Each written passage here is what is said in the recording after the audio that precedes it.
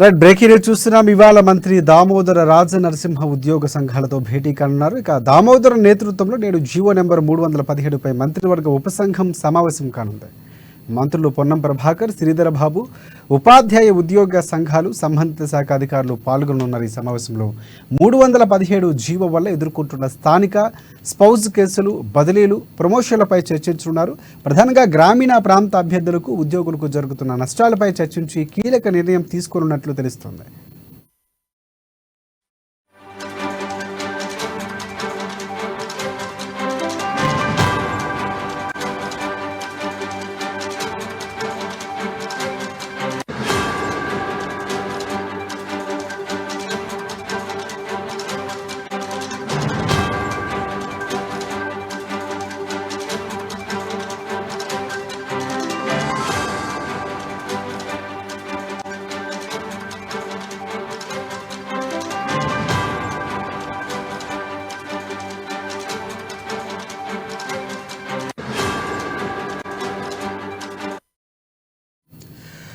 Breaking news చూస్తున్నాం. ఇవాళ మంత్రి దామోదర రాజనరసింహ ఉద్యోగ సంఘాలతో భేటీ కానున్నారు.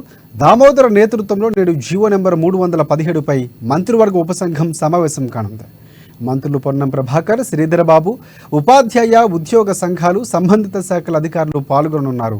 317 జీవో వల్ల ఎదుర్కొంటున్న స్థానిక స్పౌజ్ కేసులు, బదిలీలు, ప్రమోషన్లపై చర్చించనున్నారు. అలాగే గ్రామీణ ప్రాంత అభ్యర్థులకు, ఉద్యోగులకు జరుగుతున్న నష్టాలపై చర్చించి కీలక నిర్ణయం తీసుకోనున్నట్లు తెలుస్తోంది. ఈ అంశానికి సంబంధించి పూర్తి అప్డేట్స్ అందించేందుకు మా ప్రతినిధి రాంబాబు మనకి లైవ్లో సిద్ధంగా ఉన్నారు. ఎస్ రాంబాబు, చెప్పండి.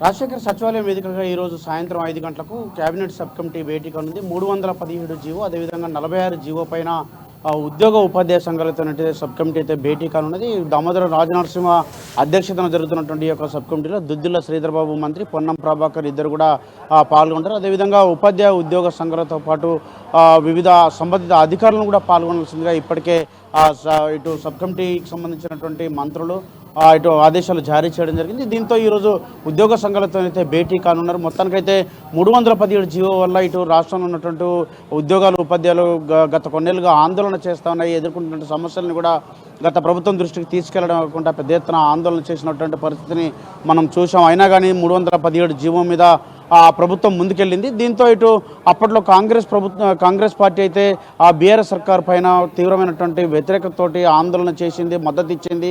ఈ నేపథ్యంలోనే కాంగ్రెస్ పార్టీ అధికారంలోకి రాగానే దీనిపైన స్పందించింది. ఉద్యోగ ఉపాధ్యాయ సంఘాలు కూడా మొన్న ఎంసీహెచ్ఆర్డీలో కూడా ముఖ్యమంత్రిని కలవడం జరిగింది. 317 జీవో పైన స్పందించాలని చెప్పేసి, దీన్ని రద్దు చేయాలని చెప్పి, లేకపోతే సవరణ చేయాలని చెప్పి డిమాండ్ చేయడం జరిగింది, కోరడం జరిగింది. దీంతో ముఖ్యమంత్రి కూడా వాళ్ళకి సమస్యలను అయితే ఉద్యోగ ఉపాధ్యాయ సంఘాలకు సంబంధించినటువంటి సమస్యలను కూడా క్షుణ్ణంగా వినడం జరిగింది, నోట్ చేసుకోవడం జరిగింది. అదేవిధంగా ప్రభుత్వ సలహాదారు కూడా అవి మొత్తం కూడా తీసుకున్నటువంటి పరిస్థితి ఉన్నది.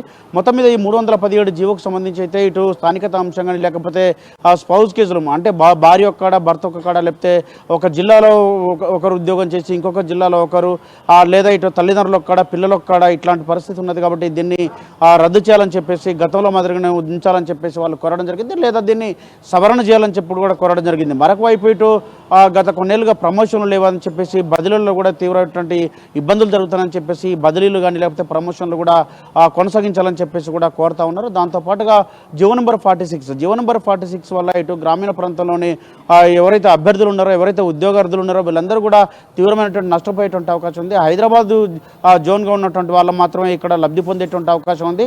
ఇటు గ్రామీణ ప్రాంతం నుంచి చదువుకున్నటువంటి వాళ్ళందరికీ కూడా ఇక్కడ 47% మాత్రమే ఉద్యోగాలు వచ్చేటువంటి అవకాశం ఉంది. హైదరాబాద్ ఆప్షన్ పెట్టుకున్న వాళ్ళకి మాత్రం ఇక్కడ 53% వచ్చేటువంటి అవకాశం ఉంది. కాబట్టి గ్రామీణ ప్రాంతాల్లో పుట్టడమే తప్ప అని చెప్పేసి, లేకపోతే మెజారిటీగా ఉన్నటువంటి గ్రామీణ ప్రాంతాలకు నష్టం చేకూర్చి ఇటు 46 జీవో వల్ల కేవలం హైదరాబాద్ ప్రాంతం వాళ్ళకి మాత్రమే లాభం చేకూర్చేటువంటి ఈ యొక్క 46 జీవోను రద్దు చేయాలని చెప్పేసి కూడా కోరుతా ఉన్నారు. ఈ గత కొన్నేళ్లుగా కూడా అంటే ఆందోళన చేసినటువంటి పరిస్థితి ఉన్నది. ఈ యొక్క 46 జీవో పైన కానిస్టేబుల్ కూడా ఆందోళన చేసింది మనం చూసాం. కానీ 15,000 పైసలకు పోస్టులను అయితే మొన్న రాష్ట్ర ప్రభుత్వం అయితే భర్తీ చేసింది. అంతకు ముందున్నటువంటి ప్రక్రియ కాబట్టి దాంట్లో కొత్తగా ఇప్పుడు ఎలాంటి సవరణలు చేసేటువంటి అవకాశం లేదని చెప్పి దాన్ని వెంటనే రాష్ట్ర ప్రభుత్వం కూడా ఎలాంటి సవరణ చేసే అవకాశం లేకుండా ఉంది. కాబట్టి దాన్ని భర్తీ చేసినటువంటి నియామక పత్రాలు ఇచ్చినటువంటి మనం చూసాం. కానీ ఇప్పుడున్నటువంటి పరిస్థితుల్లో రాబోయే ఉద్యోగాలు కానీ లేకపోతే నోటిఫికేషన్ల విషయంలో కానీ ఇంకా ఇట్లాంటి పొరపాట్లు జరగకుండా ఇట్లాంటి వాటికి తావు లేకుండా ఉండాలని చెప్పేసి దానికి ఆ విధంగా ఆ దిశగా ప్రయత్నాలు చేయాలని చెప్పేసి రాష్ట్ర ప్రభుత్వం భావిస్తూ ఉన్నది. అందుకొరకే ఇటు కేబినెట్ సబ్ కమిటీ అయితే ఈరోజు ఉద్యోగ ఉపాధ్యాయ సంఘాలతోటి సచివాలయ వేదికగా సమావేశం అవుతుంది. ఈ సచివాలయ వేదికగా జరుగుతున్నటువంటి ఈ యొక్క సమావేశంలో దీనిపైన చర్చించి తదుపరి ప్రభుత్వం అయితే ఈ యొక్క 317 జీవోను సవరణ చేయడమా లేదా రద్దు చేయడమా లేదా 46ను రద్దు చేయడం దానిపైన ఒక నిర్ణయం తీసుకున్నటువంటి అవకాశం అయితే కనబడుతోంది. రాజశేఖర్. ఎస్ఎస్ రాంబాబు, అంటే 317 జీవో రద్దు అంశం అనేది ప్రధానంగా ఉండే అవకాశం కనిపిస్తుంది. ఎందుకంటే పూర్తి స్థాయిలో ముందు నుంచి కూడా ఉపాధ్యాయ సంఘాలు కానీ లేకపోతే విద్యార్థులకు సంబంధించి ఉపాధ్యాయ సంఘాలు కానీ ప్రధానంగా ఉన్నటువంటి పరిస్థితి కనిపిస్తుంది. సో ఇక్కడ టీచర్స్ బదిలీలకు సంబంధించి ప్రధానంగా గతంలో చాలా వరకు కూడా స్పౌజ్కి సంబంధించి ఉద్యోగస్తులు బయటకు వచ్చినటువంటి పరిస్థితి, దానికి సానుకూలంగా వచ్చే అవకాశాలు ఎక్కువగా ఉన్నాయి. గతంలో ప్రచార సమయంలో కూడా కాంగ్రెస్ పార్టీ ఉద్యోగస్తులకు మాట ఇచ్చినటువంటి నేపథ్యం కనిపిస్తుంది. కాబట్టి సో సానుకూలంగా వచ్చే అవకాశాలు ఎక్కువగా ఉన్నాయనుకోవచ్చు మనం.